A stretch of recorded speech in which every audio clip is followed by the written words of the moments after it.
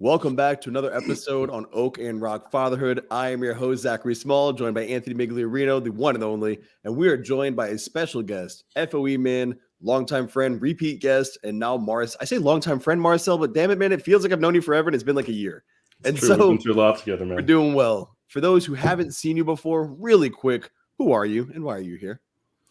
Thank you, Zach. I am a father of 4 kids, 4 lively kids. Love every one of them. They put me through a whole lot of challenges, which is great. I work in finance. For about 10, 15 years, I traveled. God, I think I had like about 120 flights a year. So it was all just traveling, living out of an airport, abandoning my family. So COVID, in a sense, has kind of slowed things down. So that's been a positive. Yeah, I mean, separate from that, I'm learning like I think every other father is right now. I'm just learning a million new skills, lots of things I would have never thought that I'm working towards. But, the world's changing and I'm trying to sort of spread my wings a little bit and be a little bit stronger in the role that I'm in as a father. And as that, or with that rather, you talk about the world is changing. That's why we're here. We're talking about these dynamics. We had an FOE call recently, and we were speaking about how this is how humanity has been for a very long time, possibly since the beginning. It's always the roller coaster. You got some good times, some bad times, some good times, and kind of we're in a spot where we've seen both. There's a lot of great things going on. We had some weird things. I mean, I remember life before 9/11. I remember life after 9/11. That was one of the really big ones for me is just airport security, people's fear, the ever-present war, constant war, constantly being there pushed on our throats, and so that's something we grew up with. And then things started to change a little bit there.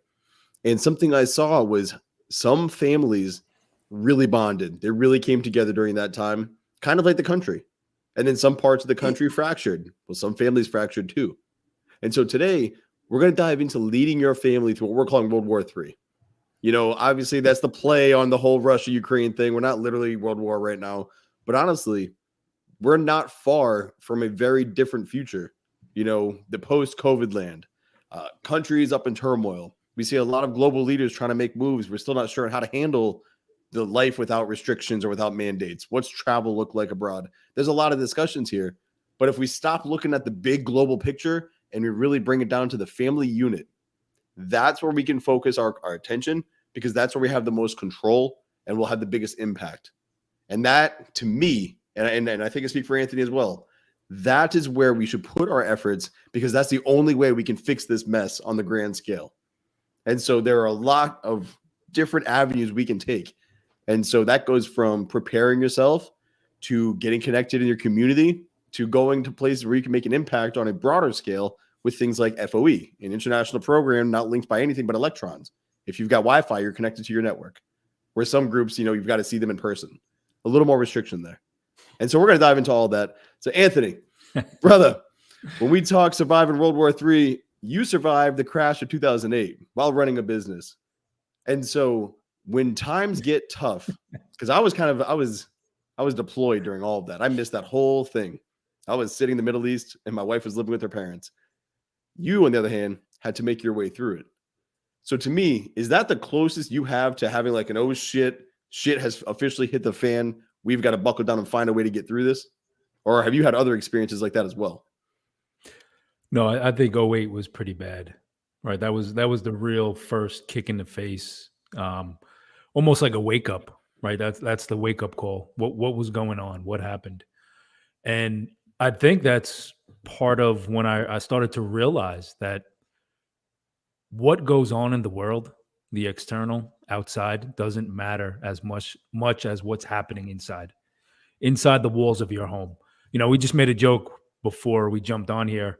I was asking you if you're going to run for mayor, and we came to the conclusion that it wouldn't matter, right? What matters more to help the world, to be a light in the darkness, is how we raise our kids, the family that we build. So that hit me during the great financial crisis. That made me realize that there was work that I needed to do with myself, with my family, with my marriage, with my parenting, as opposed to focusing all my energy outside what was going on. So I had to change my mindset. I really had to look for an internal peace. And I think just like all the stuff that's going on now, right? That's how we push past this chaos, is when we know that ourselves are squared away, our wife is good, the kids are okay, that, things are going to get tough. Like you said, there's ebbs and flows, there's ups and downs. And you can't be afraid to face it, but you also have to be certain that you're going to acquire the skills and the tools to survive if things do come down, right? If things do get tough.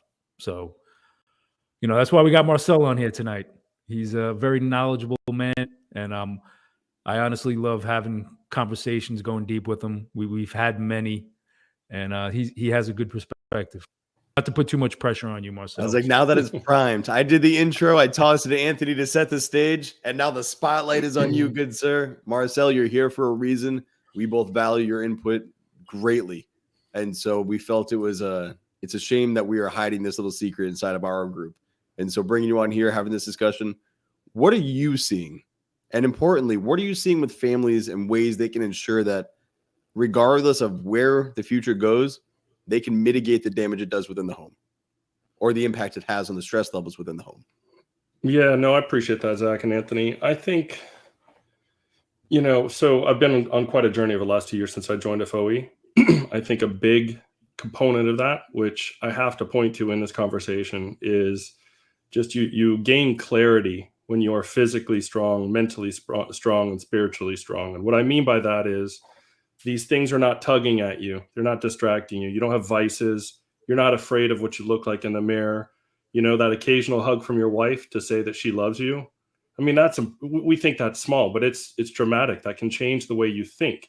You end up retreating from this sort of flight mode that I think we all Americans were very competitive. We love to get on planes. I want that seat. I want to get off the plane. I want to be in the front. I'm going to get to the meeting. I'm going to kill it. And then we're going to get back. And then, it's just, we're so damn competitive that we almost get programmed to live in this sort of chaos, and we embrace it. Now, as a father, I realize going through what's going on in the world right now, that is pulling me out of clear mind thinking. So this chaos it's not something I can bring into the role as a father. I have to start with me. So we've had that conversation on other FOE, on other calls, I guess. And I think that's the important sort of baseline, is you got to get yourself sorted first. Second to that, I'll tell you, I went into this, I think, on the first year, just realizing there's a bunch of buckets of things that I don't know anything about. And it might be anything from, the usual prepper stuff, whether it's understanding communications or even firearms, or what does it mean to own chickens, or what does it mean? All these things that are complete unknowns. I've gone deep on every one of them. I've done the hard work. I've done the reading. I feel that, you can rely on others for a lot of things, but I actually think that's kind of an escapist approach. You have to be comfortable with being a zero and then doing everything it's going to take, drawing on resources, your friends, your peers, people that literally have been in that space for 30 years, and engage with them, right? So I think if I think about the journey, there's a lot that I didn't understand. Clearly, I'm following the news. There's a lot about history I might not have understood. I don't want to tease Anthony and telling me the history of what's happening with our economy right now. There's a lot in play, right? I think what matters is for you to get a temp check on all of it, have a comfort level that you have a de minimis understanding of all of it, fill in the gaps of where you're really weak, extremely weak. And then I think once you kind of graduate out of that, so again, start with yourself, fill in the trade craft that you might be missing. I think the last step, candidly, is to pull back out of that chaos and realize, you know what? Most of my neighbors, most of my peers, most of everyone around me, they're finding comfort in either side of that discussion. One is goosenecking about all the chaos in the world and doing nothing about it, just pointing fingers. Look at all that list I sent you. And then the other one is, I think a lot of people basically saying, well, I can't do anything about it. So forget it. I mean, my role is to be happy. I'm going to walk around with a smile on my face and be ignorant. Both of those are a warm blanket, and they don't fulfill the role as a father.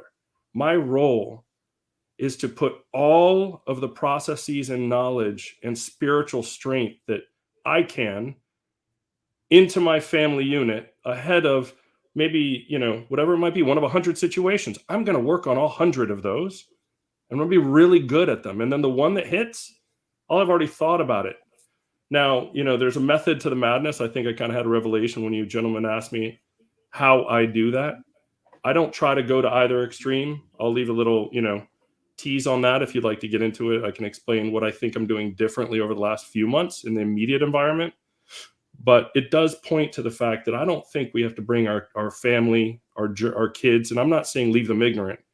I don't think we need to scare the hell out of them, and tell them the world's potentially going to get into a thermonuclear war. That's not good. You don't need to do that. But there are ways, I think, as a proxy for what they might need in different environments, wherever it is on that spectrum. There are proxies of how you can get the same outcome with your kids. You can train them up. You can make them aware of their environment. You can teach them to ask, how are you doing? How are your friends doing? There's a lot of mechanisms you can throw in to get the same results without bringing fear into your home. And that's what I'm working on right now. So honestly, top down, my biggest enemy right now, and it is front of mind, is fear. I'm not going to let that dominate my home. It's not coming in. What about Putin? Yeah. It's funny. You get two guys in a room. They'll say one guy will say Putin's a good guy. The other guy's going to say Putin's a bad guy. And I'm going to simply say, I don't really care. Yeah, they're bad. We're good. Yeah, right. Exactly. And it's a warm blanket. Yeah. No, and I think what you said about your kids, right? What they need to know, what we need to tell them is important. Because I sometimes look at it from a perspective of a child. If I were to sit my kids down and tell them what was going on, depending on like their age, if they were younger, say 5, 6, my kids would be like, Dad, what's a country? What are you talking about? Why are we fighting? Right. So and it's a lot of it's fear-based. So there's this artificial tribalism that we hold to, right? Whether it's a country, nationalism, patriotism, even religion you could bring into it, right? There's for thousands of years, for millennia, we've been fighting and killing people because of these ideologies. And kids don't know this, right? They're not born with it. So with my kids, I don't bring them into that world, right? Because it's not a world that I give them on a day-to-day basis, right? I don't tell them, oh, you have to worry about that. You have to vote for this person. You have to follow this belief. What I try to do with my kids is tell them the truth. And I try to adhere to that as much as I can. And the reason why I think it's important is because we live in a society that operates on almost a mind control through fear, through manipulation. So if we bring it back to parenting, I truly believe that if we don't use manipulation with our kids, the stuff that's going on in the world, they're going to see it for just that, right? They're going to see the bull crap. They're going to see how insane and crazy it is. And instead of worrying, instead of ignoring it or fading it out because it's scary or it's painful, they can take steps to not only improve their life, but be prepared for what's coming, right? It's like if you don't know that the government's printing trillions of dollars and your currency you're using isn't getting inflated and the cost is going up of everything, you're not going to be prepared when shit really does go down, when the cost of living is so high that it's going to be painful for you. You have to take the steps before it happens. You have to be able to see the truth, what's going on. Instead of most Americans are waiting for that $300, $600 check from the government, that's just adding more fuel to the fire. So the point I want to make is it's important to tell your kids the truth, to speak with them with honesty. And when I say truth, I mean focus on the things that matter. Focus on how you can survive, how you can be better in life. What skills can you acquire? Like you were just saying, there's 100 different things you can do. Start doing them. Start learning. Learn about finance. Learn about crypto. Learn about a skill that you lack that you can improve and you can get better in. I was born and raised in New York. We moved to South Carolina last year. And I have 12 chickens, man. I get eggs every day. I love it. Right? It's a trip for me. And my kids love it. It's something we had to learn, and we did it as a family. So you definitely have to learn them skills. On that point, let's start with the chickens. So I got to keep this low key because whenever I speak, it's from the chest and echoes in the office, and they're like, "Hey, Dad, I heard you." So I'm surprising the kids. We're getting chickens this week, and so we're gonna go pick those up and then bring them back. It's gonna be a good time. So I'm looking forward to meeting you on that homegrown protein, which is cool. But here's another way to look at this. Oftentimes we say, "Well, the kids can't handle it. I've got to protect the kids." Look, if you want kids who can thrive in the world that's coming down the pipeline, you have to talk to the kids about the world that's coming down the pipeline. If you want your children to be ready to square up against bullies or to overcome obstacles, you've got to initially introduce them to obstacles with them. So we had an episode in the past about how do you toughen your kids up. And one of the things I said is go for walks with them outside when it's cold. Go for a walk with your kid or go do something where they see you not comfortable as well. And you're like, yeah, I'm cold too, but we're just going to go real quick to the tree or back. And little things like that. It's sprinkling out instead of sprinting into the house. Be like, it's okay to get wet. We're not going to melt. And so we talk about this world. Kids are capable of so much more than we give them credit. And so when we have these conversations, when the masks came down and my kids said, why are they telling everybody the mask outside? Why would we do that? And I told them, well, they're trying to see, if they can control people. They're trying to see like who's going to listen to them and who's going to do what they're saying. And I was like, but it's okay. We don't need to worry about it. We're not going to listen. I was like, there's no reason. I was like, you guys are safe and I'm safe and we take care of ourselves. And that's why we do workouts. And that's why we eat healthy foods. And that's why, our snacks are snacks and we'll enjoy them. I was like, but we don't have snacks every day. And dude, it was a totally nothing burger. They were totally like, all right, cool. That's what we do. Easy, moving on. Let it go, Dad. Stop explaining this to me. I got it. And so in their head, check. We don't wear masks, even though they are, because the government wants to control them and we're not controlled. Next, it wasn't a big deal. I didn't sit them down and like, you will not allow the government to tell you. They're children. If it's not a big deal to you, if you're not truly concerned, you're just aware and prepared, then you should not have emotional anxiety or pressure on top of you. I don't want my family to go hungry. I don't want anything to come down and my security to be compromised by, whatever's going on out in the world. I don't want any of that. But I can't sit here and be afraid of every possible outcome that could possibly happen. So what do? I don't frequently speak about what it is I do because I don't want to be the dude having to house the entire neighborhood to come on in and check me out. Like, you stay away. We got nothing here. But, there's a reason that you go and you buy extra cans of food when you go. There's a reason that you go and you get your chickens. There's a reason that you go and, you introduce yourself to firearms. There's a reason that you go and you invest in taking cash out of the banks. And Anthony, I bring this up many times, and it was for you and Phil. Shout out to Phil Foster, philfosterfitness.com. You guys had told me that, when shit gets weird, you can't rely on the banks. And dude, believe it, like for everybody watching, our bank shut down in Rhode Island, little tiny Rhode Island, little nowhere. And the bank right down the road, they're like, we're not giving out cash. Now I had taken out enough to where I was like, okay, I'm pissed off that I can't do this, but I'm prepared because you had said, hey, you can't rely on them. So just keep it in reserve. And we did. And so that helped us when everybody else was struggling and flipping out. I didn't tell Jackie. I didn't tell the kids. I just made the move and I knew we were good. And again, this is to where I speak to my kids like the adults they're going to become. I speak to my wife. She's the first mate in this ship. If I'm capping where we're going, she has my back. We got to be on the same page and know where we're going. And so I was in a position to where I'm like, hey, making moves, looking out for them so we don't have to stress about any of this. But this whole point of this discussion is that you can do this without fear. You can do this without concern. You can do this without thinking that you're a bad person for not being prepared up to this point.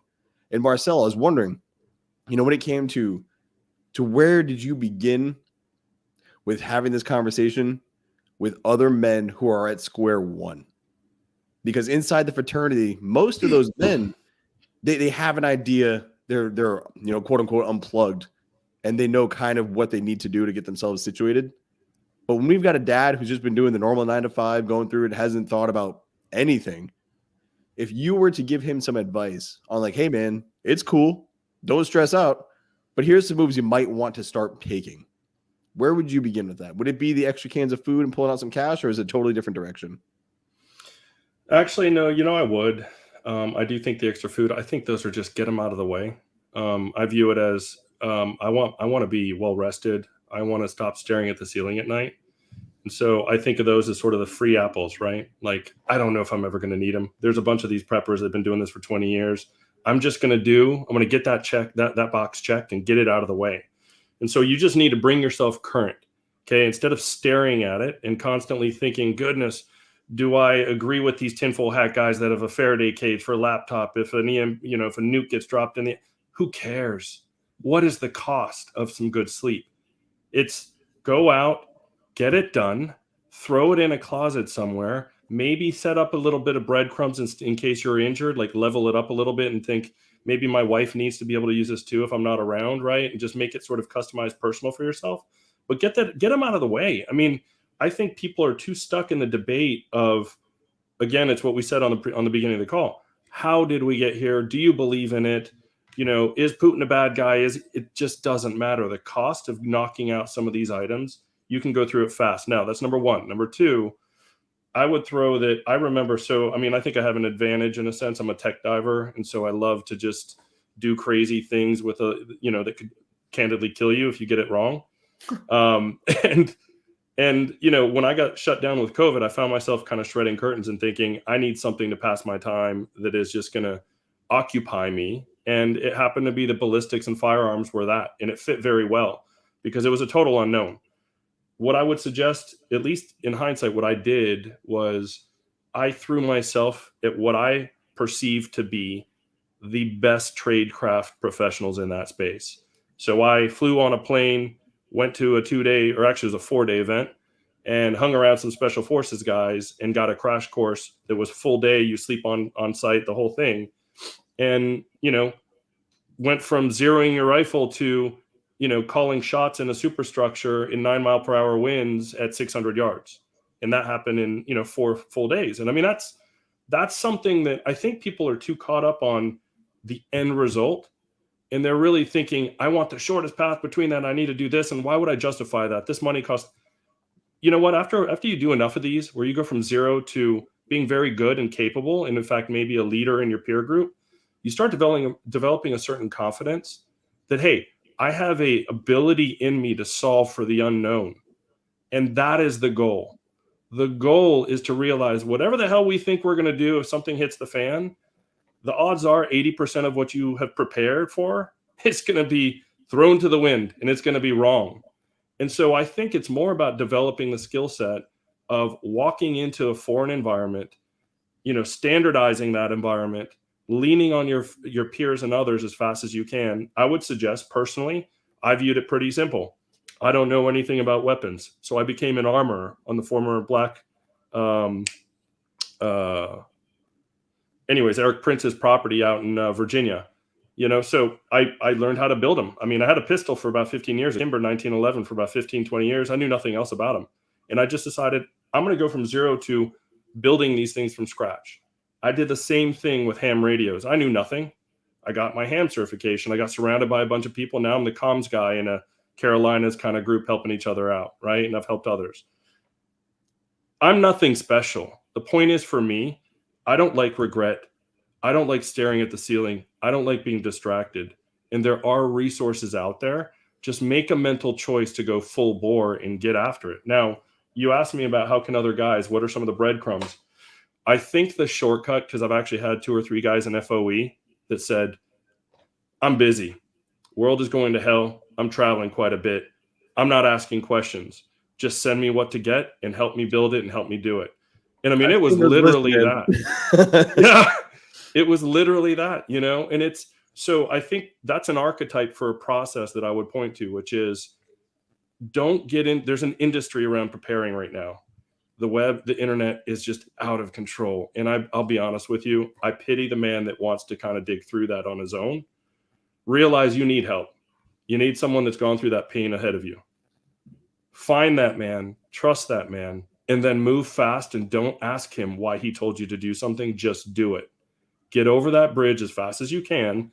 And when you're on the other side, you know what? You're going to end up being pretty comfortable with the weapon you have or the radios you have, the chickens you have. I mean, there's another man in FOE that taught me everything I know about chickens, and I lean on him. But now I know, right? So that's the point. Find someone you trust. Lean on him big. and don't ask questions and move fast so you don't piss them off in the process.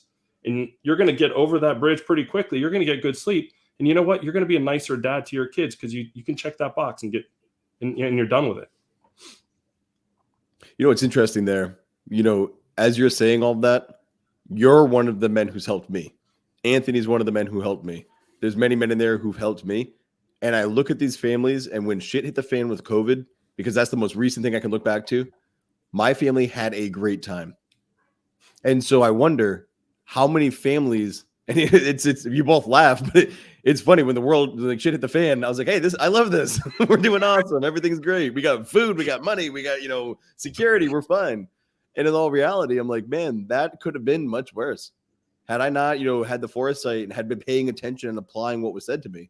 Like, Marcel, you're like, get radios. It was like the next week. I'm like, bro, I've got the radios. what do we do? And then set them up. Like, all right, what do we do? Set them up. Cool. I'm down. Let's make it happen. How many did you buy? 4. I was like debating with other guys. I set the whole process up. Everybody else buy one radio, and I'm about to get into a pitch of, you might want to get a second one. He's like, dude, I bought 4. I'm just saying it. Everybody should have one. So it made sense. But what I'm saying is, I had a great time, and with everything coming down the pipeline, if the world's going to blow up, I'm going to have a great time till it ends for all of us. So why suffer preventably? Why allow yourself and your family to suffer that pain for no reason? And I was talking to Anthony before we recorded, if it's going to be that bad and the doomsday guys are like, it's going to be horrible. Okay. Then that means it's going to be bad for everyone. And everyone's going to have to figure this out. Everyone's going to have to find their way in this new world. And those who are connected in the home are going to do it the best because they're not going to be scrambling. You might not have the things, the extras that we all enjoy, those little outings to the movies or restaurants or whatever the case may be. You might not have that, but that's okay because you enjoy what's inside your home. And so if the home is fractured and that happens, you have war outside and inside your kingdom. And that, to me, is going to be debilitating for your mindset to even think of any hope. You're going to bend the knee to whatever the hell is coming down the pipeline because you just can't survive. It's unsustainable to fight and to prepare for this thing over here. And there's a fire right behind you. And there's bombs going off on what should be, safe territory. And so, Anthony, when we talk a lot about keeping the dark out and the light inside, where do you start with that when it comes to introducing, even moving to South Carolina? When you're like, hey, we're going to be changing a lot of things, guys. And they rallied around. How do you get men, or where do you start with men on getting their family to rally behind maybe a new direction you're taking the family for the greater good? Well, I don't think we need to make it an extreme like World War III. That's the title of the episode. We have to. No, absolutely. I'm going to beat the drum, right? It's to raise kids peacefully. And I think that's how we prepare for what's to come. We need to instill in ourselves the values that we want to embody. We want to see our kids embodying, right? We want to be calm. We want to be assertive. We want to be confident. Marcel was saying we want to have a strong body, a strong mind, right? It's if I sit down and I read a book and somebody's like, oh, why do you read so many books? And I'm not going to say it's because I'm getting ready for World War III, because I'm sharpening my mind. I want to be capable to think quickly, to think critically. And it's the same thing with my kids, right? I want them to be raised peacefully. So when anything in life challenges them, I don't care if it's a test they have to study for school, if they go through a hardship with a breakup from a boyfriend or girlfriend, if they got to go apply for a job, I want them to have the mindset that they need to advance, right? They need to push past the fear. They need to not be controlled by fear. And when they do need help, when they do need assistance, I'm strong enough to carry that burden to help them move forward. And that doesn't happen if I'm sitting on the sidelines worrying about everything else in the world that's going on, right?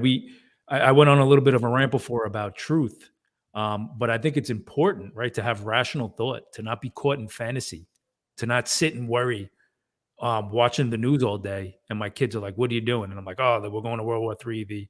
We're not going to be able to afford milk or bread. And things are going to get real bad, right? I don't live in that fantasy. I see what's happening, and I start to apply things that will help me when something goes on.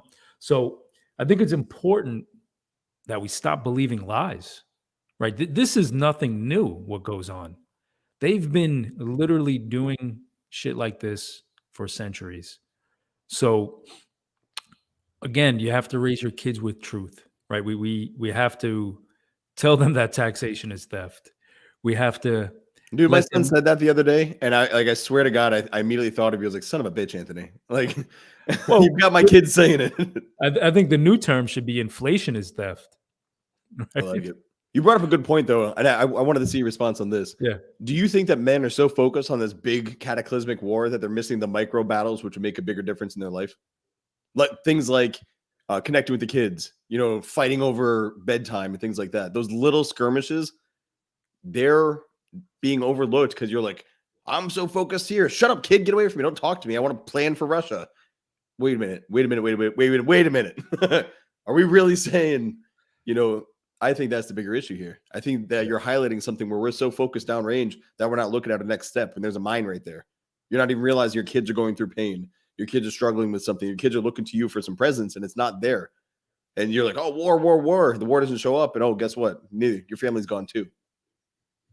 Yeah, no, 100%. I think the fear that we see, the ability for so many people to submit easily, right? So many people are not prepared for a reason, and I don't mean not prepared like they're not prepping for the apocalypse. I just mean in life in general, right? They're living paycheck to paycheck. If they lose their job, they don't know what they're going to do. There's people who are on the streets homeless all over the country, right? We live in the greatest country in the world. Why are there so many homeless people? Why are so many people not prepared for what's coming? And to bring it back to what you were saying, this is a mindset that is created in childhood, right? The victimhood mentality, not being able to save yourself, not being able to go out and say that I'm going to handle the pressure, right? I'm confident. I'm going to be able to move past these difficulties. And since I've built myself up, since I've improved who I am as a man, I'm going to be able to fit in with a peer group of other men who are doing the same. I'm not going to be alone, right? I'm going to build that community. So when I might not have the strength to lift my family up, I'm going to have guys who have my back. I'm going to have guys in my corner who are going to say, hey, man, we got you. What do you need? This is what we do. And, I think that is a testament to not just the community you're in, but the work that you've done as a man. And that transcends to your kids.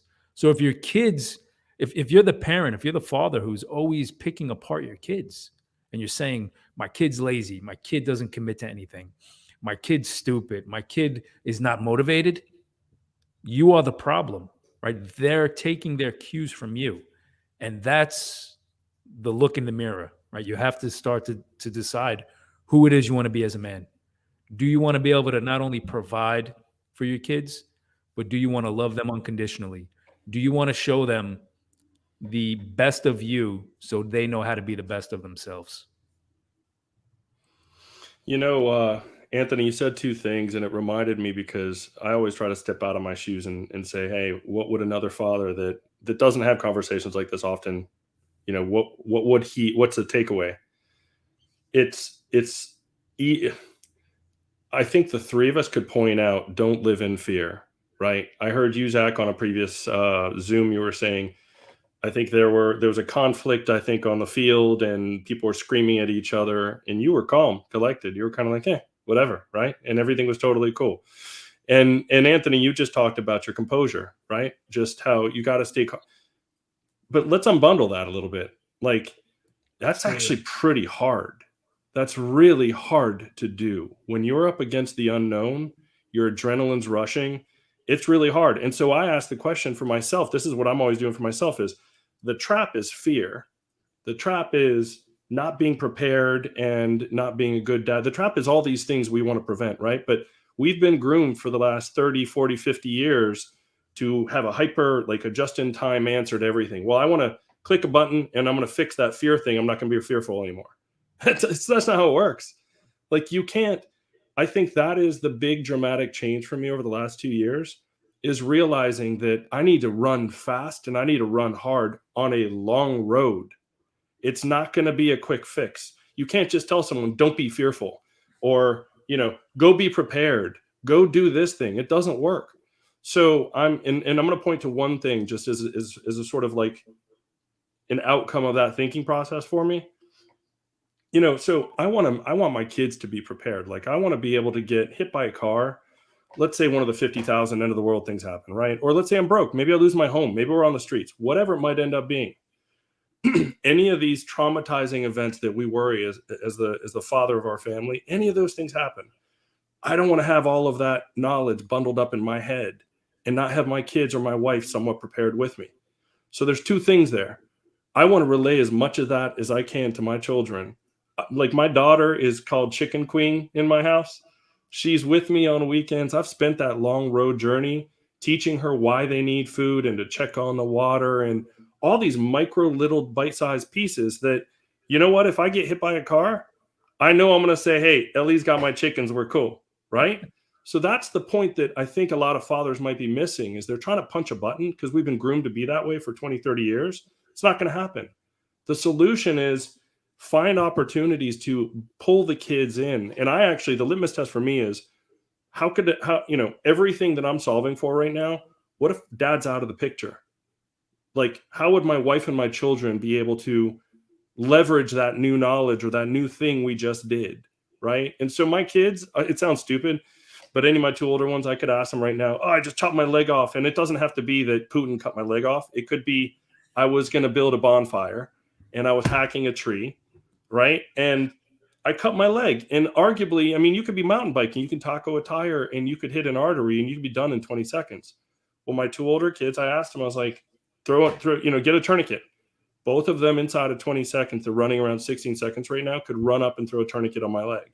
And the end point is there's a lot of little things I think a father can do, pulling them into this opportunity. And I hate saying that. The world might be going to shit, but it's an opportunity to give them some confidence on their feet. And you know what? The other side of it too is there's a lot of leadership that can come out of it.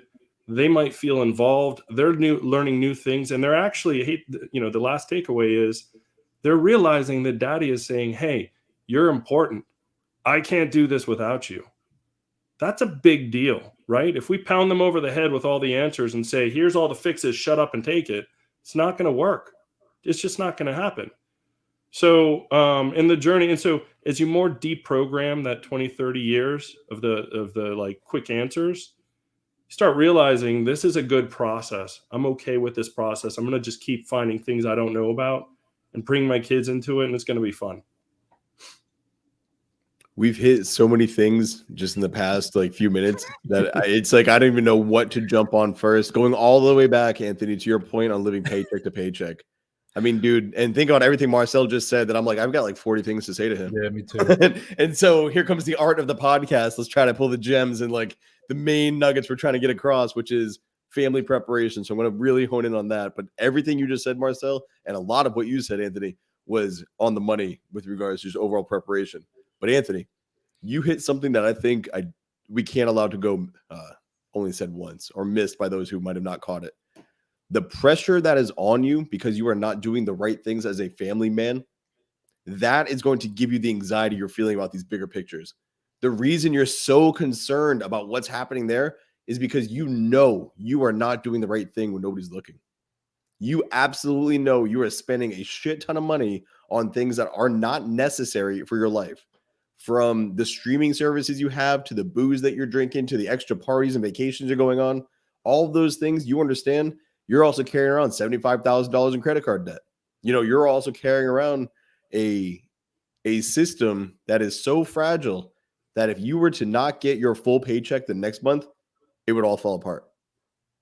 People, and we've worked with them. We've worked with men in this situation. They're down to their $5, and then payday comes and all right, back up, and they ride it to what if something happened there? What if the employment wasn't there? We've had enough examples in the past 2 years to know that companies are not loyal.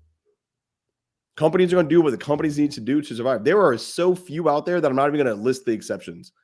The companies are looking out for what's best for them. They don't care if you can't feed your family. Get out. They can't do it. Move along. They're going to find somebody cheaper that can do it from telework. They don't need you at the factory anymore. All right, what do? That's why you have that anxiety. You're not doing the right thing. So a great step in the right direction is to start doing the right thing when it comes to your finances, when it comes to your relationship, when it comes to the lifestyle you're living. Is it conducive to the life you want in the future, or is it designed to keep up with the Jones?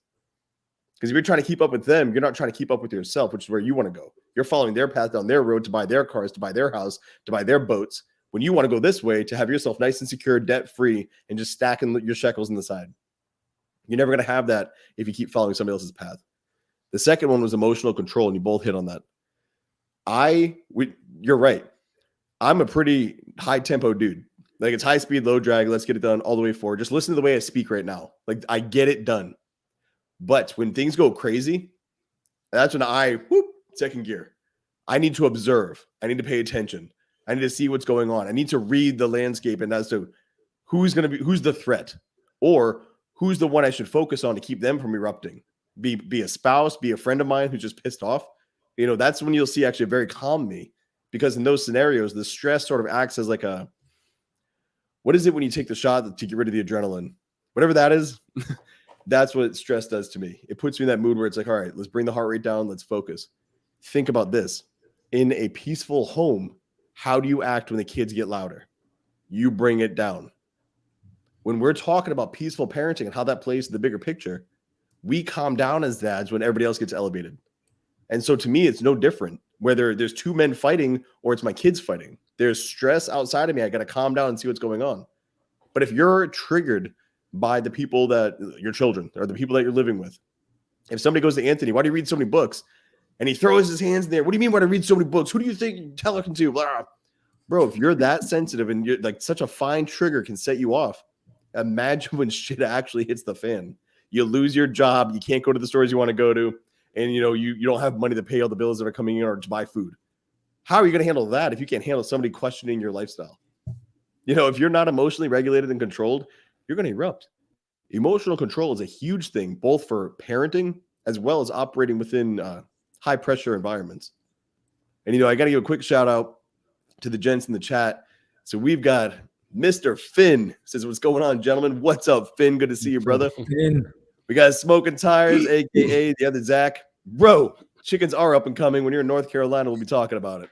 I'll have mine by then, so you'll have me play catch up. And then we got P-Mac. What's up, Big Mac?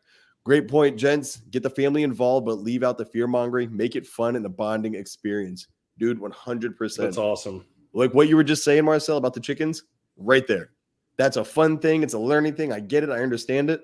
You don't even realize these are life skills. These are survival skills. You don't even realize that they're training. Is it a requisite to get into FOE now? You have to have chicken. I'm just saying. Natural protein. It's going to be currency, those eggs. Bartering eggs. That's right. But I love it. I mean, it's so much more than who has the most ammo. It's so much more than I've got 35 guns. Yeah, but you also have type 2 diabetes and you'll throw your back out if you sneeze. And so I tried to put my shot in there on the Meal Team 6 guys. Yeah, man. But to bring it back before we go off the rails, I think that emotional control, Marcel, your point on teaching the lessons while not making it a thing, but rather just the way your family operates. You guys just connect. That's the way it should be. And this can be a fun thing. This can be a great, connection thing. But also, you start doing the right thing when nobody's looking. You start questioning, do I need to buy the Starbucks every single day, twice a day? Or could I put that money towards extra food? And then when you do that, like you said, Marcel, you're not staring at the ceiling. Family men, for the most part, want their family to do well. They genuinely do. I've not spoken to a man who's like, I hate my kids. I enjoy beating them. It's always, I do it. Well, I said most. I do it because I want to discipline. I do it so they're stronger. I do it so they do have rationale. Yeah. But when it comes to this, there's some cognitive dissonance as, again, you're so focused on this big cataclysmic event that you're missing all the bricks you need to lay to get to it. You're missing connecting with the kids. You're missing educating them on these things without it being like a sit down and pay attention while I give you this 35-minute whiteboard presentation onto why you need to conserve water. That's not what you do. You make it fun, and that's completely possible. And Marcel, you found a way to do it. Anthony and I, we popped smoke and we went to the South. We brought the families with us, and we're rebuilding our thing here. You know, we're all three of us are living this. And so it's clear for anybody watching this, it is possible. With kids, with a spouse, you can get everybody on the same page, and it doesn't have to be, you know, like, have you seen the prepping show where they throw the flashbang in? Like, all right, what do? You don't have to scare this shit and give them PTSD. Be like, yeah, my dad would wake us up with flashbangs to see if we were prepared. You know, I got there's a fun way to flashbangs. do I'm it. just putting that out I there. think Marcel might do that. Just throwing that out So there. I'm waiting for him to be like, yeah, I did that last week. I'm like, all right, so my point, it was just shot. No, but I did it just because I don't really care. I don't know if it's right or wrong, but I got them. Now I sleep well. So we're good. But are you throwing them at the kids? No. So not at all. going what you just touched on, Zach, and what Marcel was speaking about. If we think about the mindset that most men have, right, and where does that come from? Why are so many men ill prepared? Why are so many men fearful? Marcel was talking about his kids and connect. You were talking about connected families, and these are where these things change, right? This is where it takes shape. This is where we really start to change the world, because I think Marcel said it up until 2 years ago, right? He had all these fears and worries, and he had to fix himself. So when you go through that process, right, it's like you're getting all this wisdom and this knowledge. You're around better people in your life. Of course, you're going to share that with your kids, right? Of course, your kids are going to see your examples. So now when they go through it, right, they've just fast-tracked their life in those moments. They don't have to be afraid. They turn on the news. They're like, it's crap, right? They're not going to sit down and be like, oh my God, what are we going to do? How are we going to handle this? That mindset is already instilled in them because you made a decision as a man to take the next step, right? It's almost like we say we reparent ourselves, right? We start fixing the things from our childhood that makes us have these thoughts, that makes us have these ideas that we're no good, that we're not going to make it, that we're a victim, that when things get tough, what am I going to do? We completely change that mindset and we start to build ourselves up. And in doing so, in that process, we don't even realize that our kids are watching, right? We have an idea, but we don't see how strong it is until one day it hits you. You see your kid do something and you're like, where the hell did that come from? Right? And you start to realize it, right? You little self-reflection, you're like, wow, man, I'm on the right course. I see it radiating to my kids. So, and I speak from experience because my kids are older now and I see the way that they handle themselves. I see the way that they go about the world.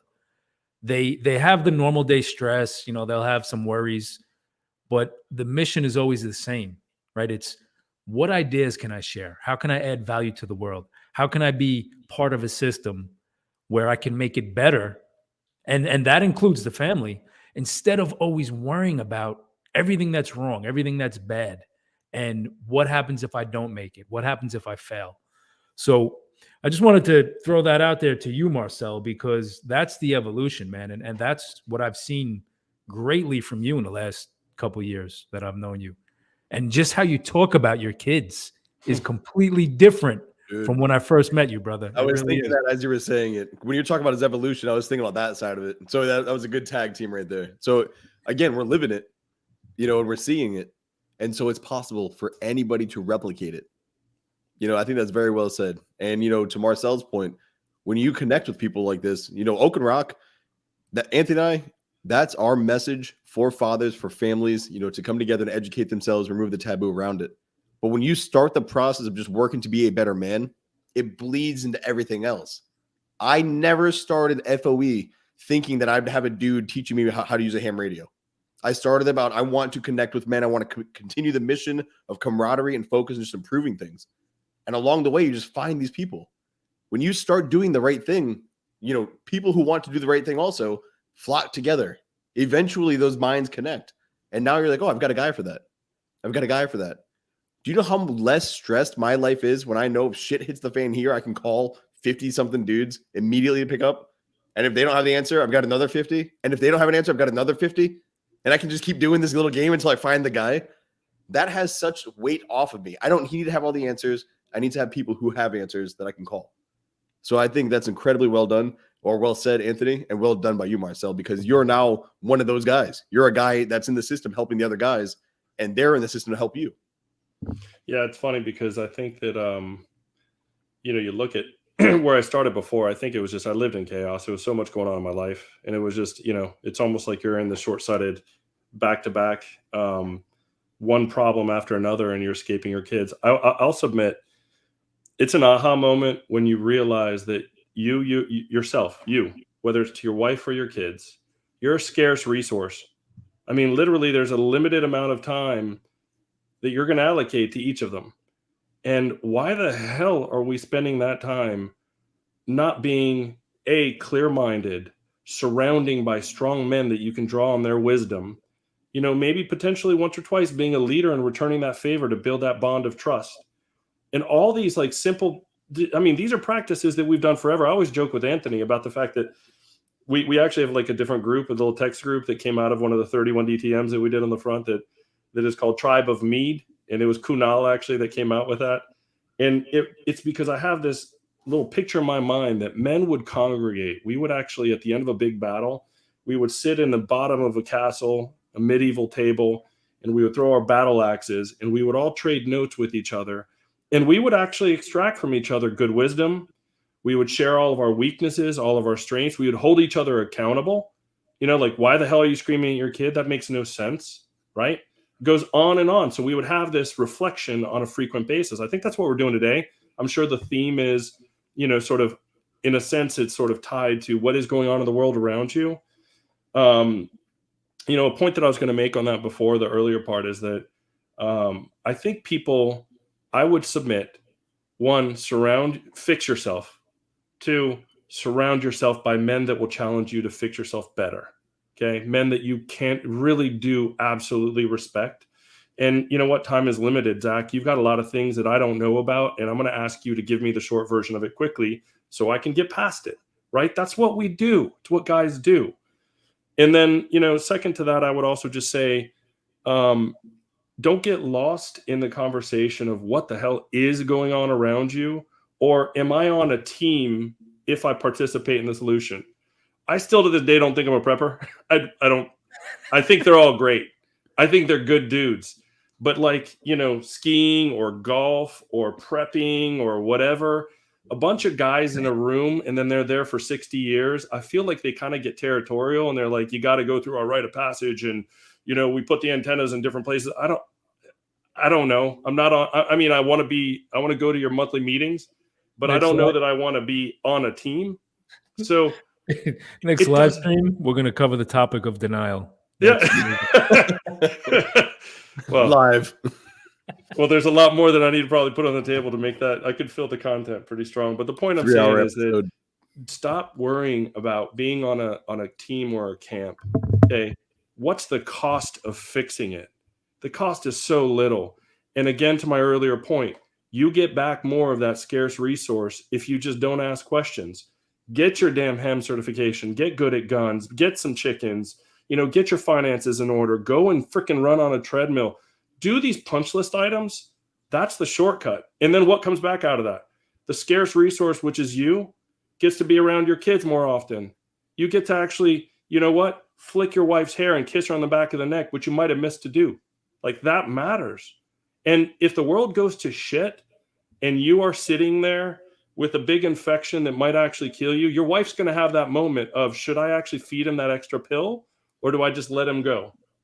And you're going to want your kids or your wife or whomever it might be to look out for you. It's an extreme example, but I'm pointing to the fact that, like, there are going to be moments where you're not going to be in the picture and you're going to want your family to have these wisdoms and be a part of it and actually, honestly, have a healthy relationship to look out for you if you need it.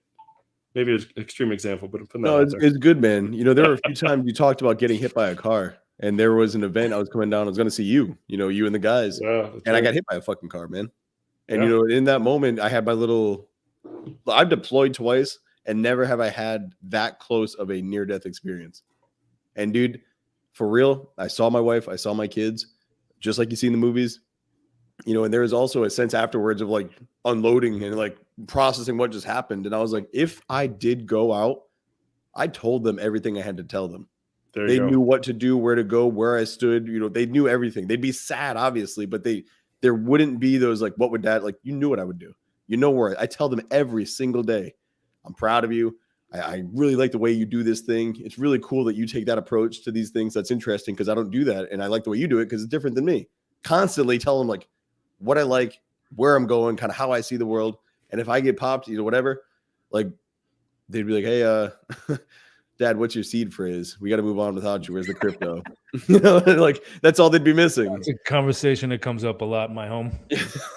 Jerry throws that out quite a bit, and it hit me at the last meetup that all of us guys had. He throws it out, and it made me realize legacy isn't something you think about in your deathbed.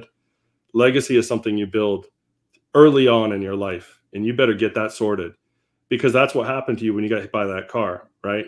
You realize, shit, my legacy is in check. I'm good. I'm all set. All that I needed to say, everything that I needed to do, I am a square individual. I hope I don't die, but my legacy is okay. And tomorrow morning, if I'm not present, my family and everyone will operate just fine. Everything that said was said.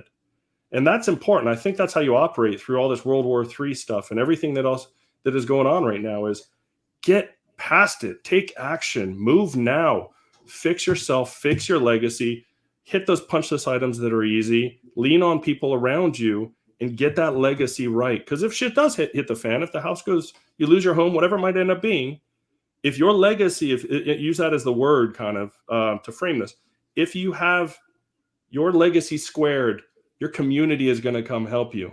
Your friends are going to come help you. Your family's going to be squared away. Everything's going to be fine. And anything you love, it's going to be right in front of you. You're not going to really care about all that other stuff. That's well said.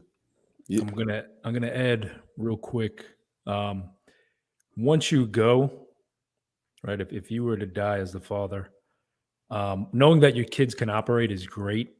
But what hits me when you guys are talking about that is when I do pass, I want to make sure my kids are not questioning if their dad loved them. Yep. And that's not going to be from telling them you love them. That's going to be how you treated them every day. If you listen to them, if you weren't yelling, if you weren't using physical hitting to punish them, these are things that you're going to be gone and you're not going to be able to talk to them about anymore. You're not going to be able to reconcile it. So you have to make sure right now that your time will come. And when it does, that is the legacy I think about passing down as well, right? If my kid's going to say, hey, I'm good. I knew my dad loved me. I know he cared about me, not just because he told me, but because of how he treated me every day. And, like you were saying, Marcel, with friend of ours, Jerry, right? He brings his father up all the time, man. And it just, it crushes me, but it also just warms my heart, man, to hear him talk. Yeah. They shut down his internet. We lost Anthony. He's going to blame the state. It's South Carolina chasing him down again. I'll bring him back on when he comes back. There is one thing I wanted to add to this, but I'm going to touch on PMAC's point first. Yeah. He says, teaching them these things also helps you make sure your plan or strategy is solid. Kids will ask great questions. Anthony's back. They'll ask great questions if they are confused about something. Better to find holes in the plan before you need it. Dude, a great example. Isn't that true? Yeah, dude, 100%. I lived true. I give the kids a seat at the table like an adult. Again, if the three of us are sitting there and we were talking about prepping or something of that nature, my kids would have a seat at the table and they would speak to you with respect. They would sit and listen. They would ask questions because they're interested. And I think that's how they learn. It might have been last year, maybe 2 years ago. We had a wicked snowstorm coming in. And I was like, all right, guys, let's get the flashlights. Let's do our thing. Let's make sure everything's cool. And I think it was my daughter who said, so what if we lose electricity and we have a bunch of candles, what games are we going to play? How are we going to pass the time? And I was like, that's a really good point. We went to Target that day and we bought like 7 board games. And dude, and then when everything was off and they were sitting there, you can only read a book for so long. So we sat there and we had a bunch of new board games to play. Never would have thought of that until they brought it up. And so PMAC, 100%. And it's not just, how many rounds of ammo how much 223 do you have? It's more of these very practical things that only a kid would think, like, oh, do we have dog food? Oh shit. I was thinking about medicine for the people who need medicine. I wasn't thinking about, do we have cat and dog food? The kids ask great questions. And so I just think that's fantastic that you bring the kids into a part of it, you make it a family thing, and just everybody wins. It's cool, man. It doesn't have to be an issue. Anthony, welcome back. I thought we had fixed that internet issue. I think we got tornado warnings down here, so you guys might have to come get me soon. Hey, say the word, man. And that actually brings up a good point I wanted to bring that I forgot. Yeah. You were talking about it. If you are taken out, do your kids know you love them? Something too is when you build that strong of a network, if you're taken out, a bunch of ghost mentors show up into those kids' life. You know, I remember, Anthony, when you and I met Phil's daughter, she's like, oh, it's my crazy uncles. And we come rolling in, like, what's up? Let's hang out.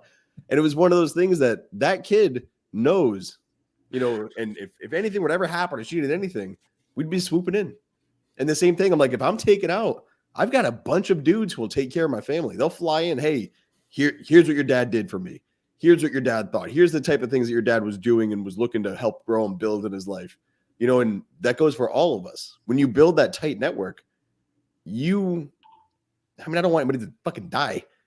But well, listen, Phil's not going anywhere, dude, unless the planet falls on him. But I mean, if anything were to happen to any of us, that's what a network does too. It fills that gap and it helps try to soften the blow. And maybe that's just delivering flowers and meals and taking care of the extra things, showing up. I mean, financially, personally, physically, whatever is needed. If you got to show up and be like, hey, I'm going to keep the guests away from you. And you're like, hey, everybody stay out of the house. They're inside. They don't want visitors. Dude, you're not going to fucking get past me. Like that's my job to my friend to meet his widow's needs, whatever we can do to help them out. You know, and if that's getting food, whatever the fuck it is, you have a network to take care of those people when you fall. You don't always have to be strong. If I'm in a coma, fuck yeah, dude. I need somebody to fucking like help out, like answer Jackie's questions. She has no idea what the hell I do online. You know, like I'm pretty sure she's watching this live stream, or she might be. And so at that point, like, what's up, babe? It's great to see you. But she has no idea like how FOE, like who's what and what's where. She doesn't need to. She knows the few key guys, and they'll have all the answers that can answer all of her questions. And so when you build that too, it's like a safe plan, because you might not be able to be there that day, that month, or you might get taken out for good. Well, who's there to help soften that blow? That's a good point.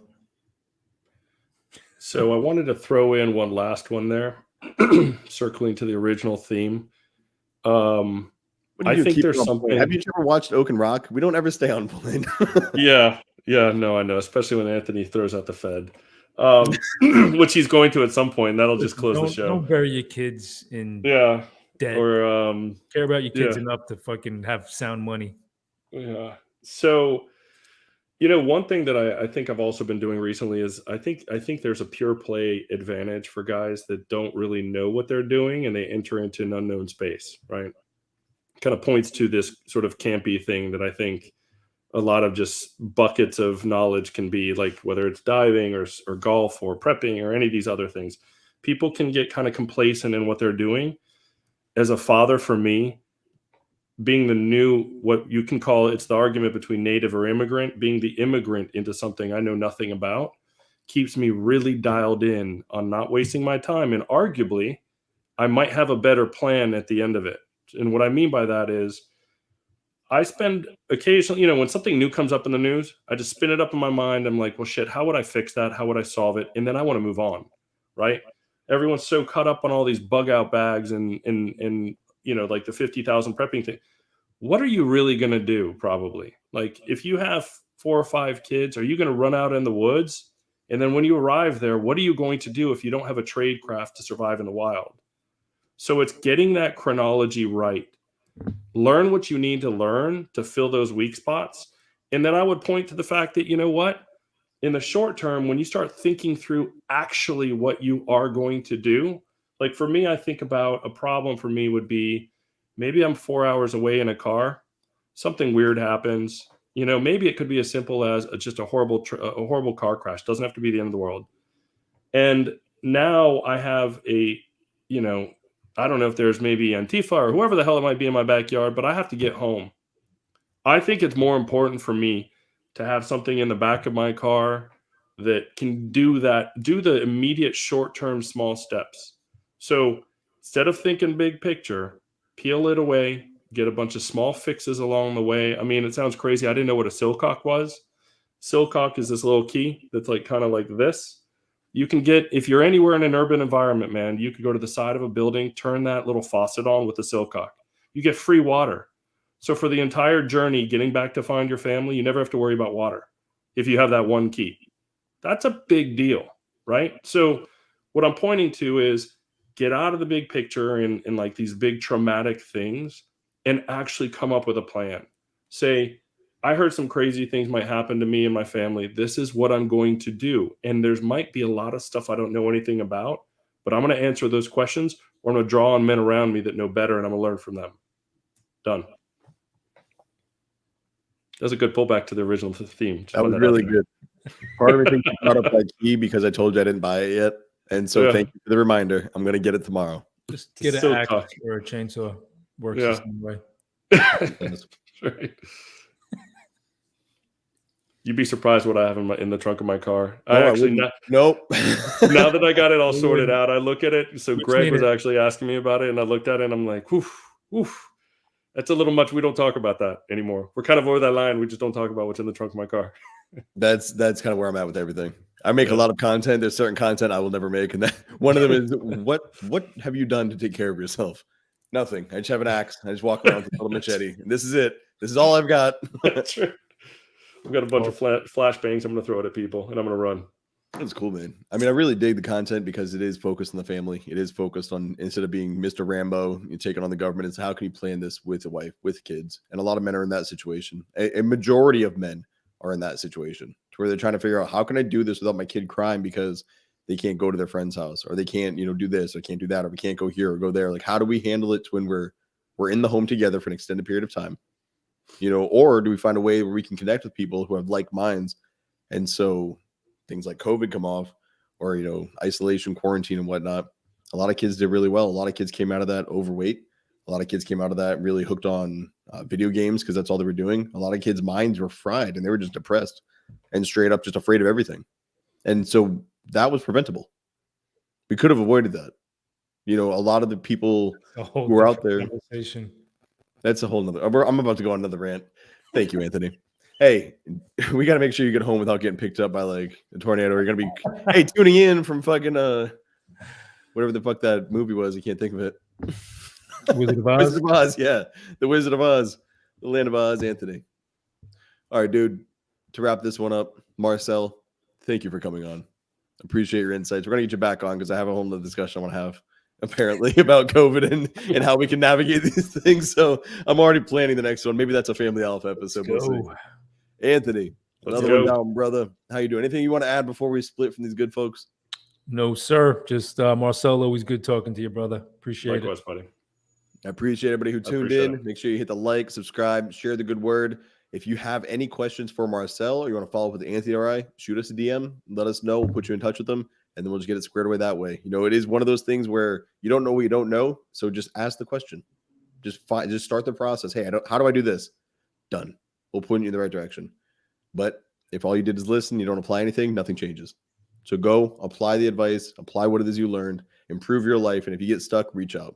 This has been another episode on Oak and Rock Fatherhood. Stay well.